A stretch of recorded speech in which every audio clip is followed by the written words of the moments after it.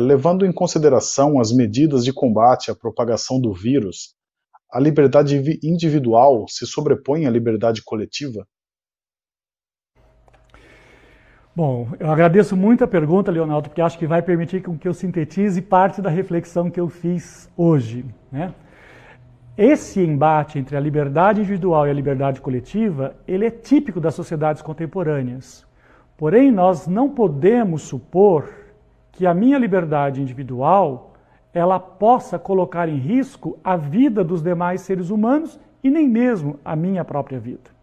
Por isso, o direito legisla sobre as pessoas que não são capazes de decidir sobre elas mesmas.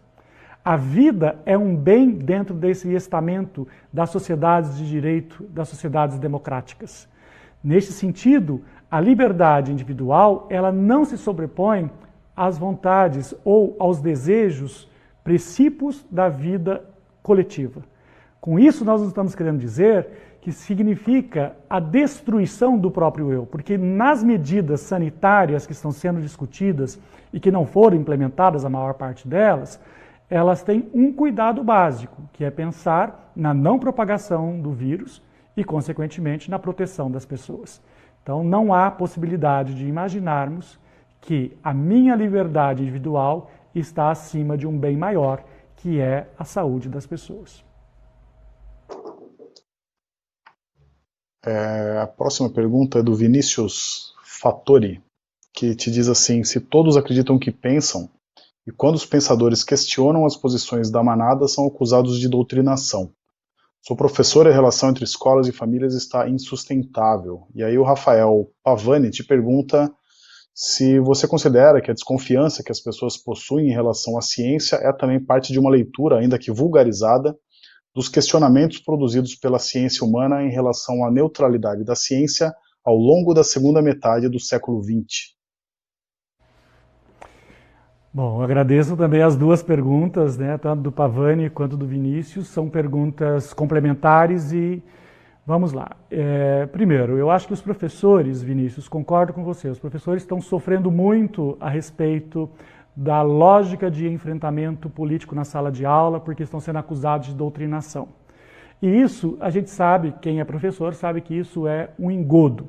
Na verdade, né, pelas temáticas e pelo modo como as circunstâncias políticas do Brasil estão sendo articuladas nos últimos anos, criou-se na função do professor, criou-se na função da própria imprensa, que são todos eles doutrinadores. Ora, o que nós temos que chamar a atenção é que nós trabalhamos como professores com o conhecimento, com as tradições, com as leituras, com as interpretações, com as informações que são a base da própria ciência, da filosofia, das letras, das artes e assim por diante.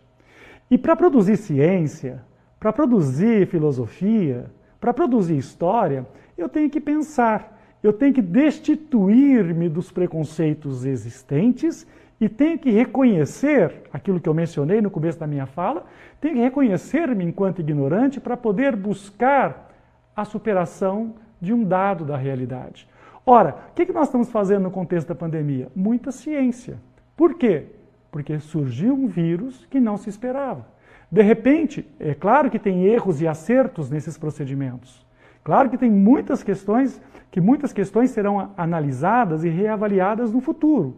De qualquer forma, interessa perceber que o conhecimento, ele surge sempre a partir de uma demanda concreta, de uma demanda real.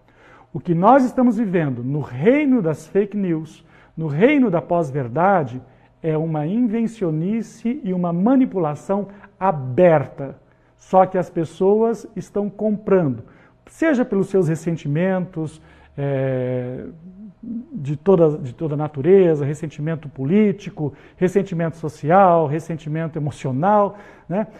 Criou-se aí o argumento de que tudo é ideológico, quando que as pessoas estão exatamente praticando ideologias. A ideologia nada mais é do que, estou aqui simplificando, evidentemente, mas nada mais é do que uma maneira de você ver o mundo de forma velada.